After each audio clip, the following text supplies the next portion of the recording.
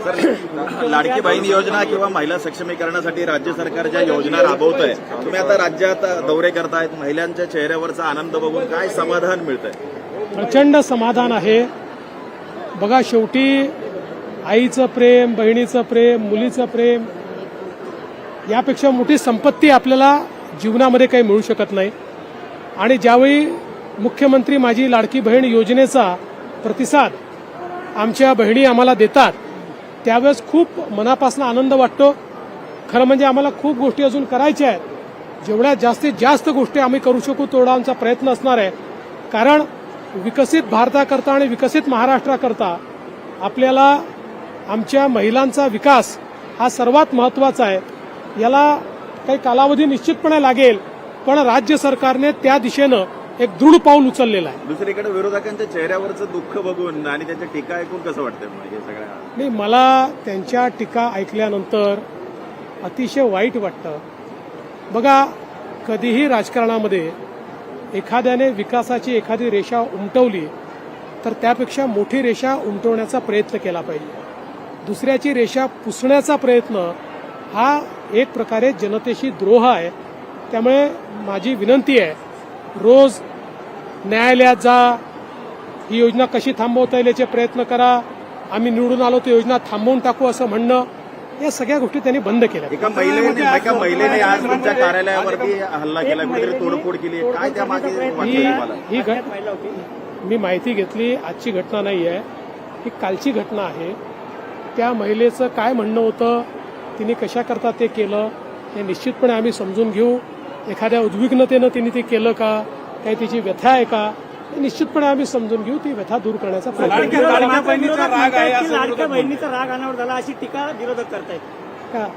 विरोधक जे आहेत ना, इतके निराश आहेत, हताश आहेत, त्यांच्याकडे मुद्दे देखील उरलेले नाहीत.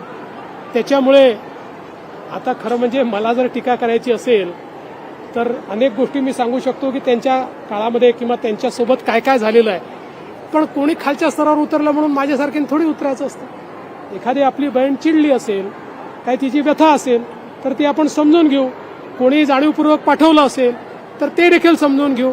काही त्याच्या मागे वेगळं असेल तेही समजून घेऊ. जे काय असेल, आता माझं म्हणणं एवढंच आहे की ही जी कुठली महिला आली होती, या महिलेची व्यथा आम्ही समजून गृहमंत्र्यांचं कार्यालय सुरक्षित नसेल, गृहमंत्र्यांचं कार्यालय सुरक्षित नसेल तर लाडक्या बहिणींची योजनेवर अरे बाबा, यांच्या काळामध्ये मुख्यमंत्र्याच्या कार्यालयात येऊन लोकांनी स्वतःच्या अंगावर रॉकेल ओतून घेतलं.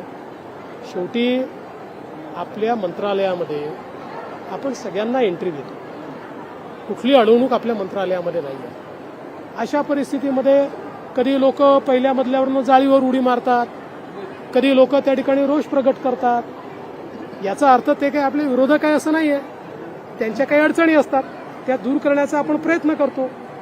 उद्या सुरक्षेच्या नावाखाली आपण जर मंत्रालयाचे दरवाजे बंद केले, हे ठीक आहे की ज्यावेळेस थ्रेट असते, आपल्याला क्रेडिबल एखादा त्या ठिकाणी इनपुट मिळालेला असतो, त्यावेळी आपण त्याच्यावर जास्तीत जास्त सुरक्षा ठेवतो. भाजपचे विदर्भामध्ये अनेक दौरे झाले, आता मुंबई लक्ष आहे का? कारण मुंबईमध्ये आता अनेक दौऱ्यांचं नियोजन. माननीय देशाचे गृहमंत्री आणि आमचे नेते अमित शहाजी हे संपूर्ण महाराष्ट्राचा विभागवार दौरा करतात आणि कार्यकर्त्यांशी संवाद करतात.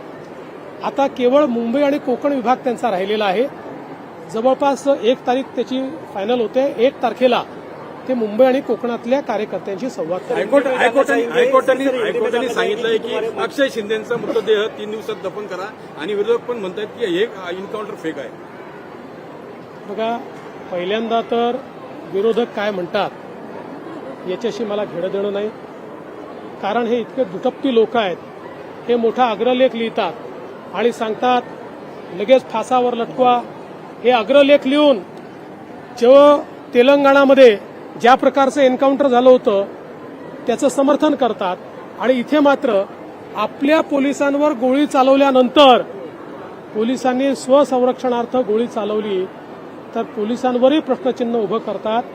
एक प्रकारे पोलिसांचं मनोबल कसं खच्ची होईल हा प्रयत्न विरोधकांचा चाललेला आहे.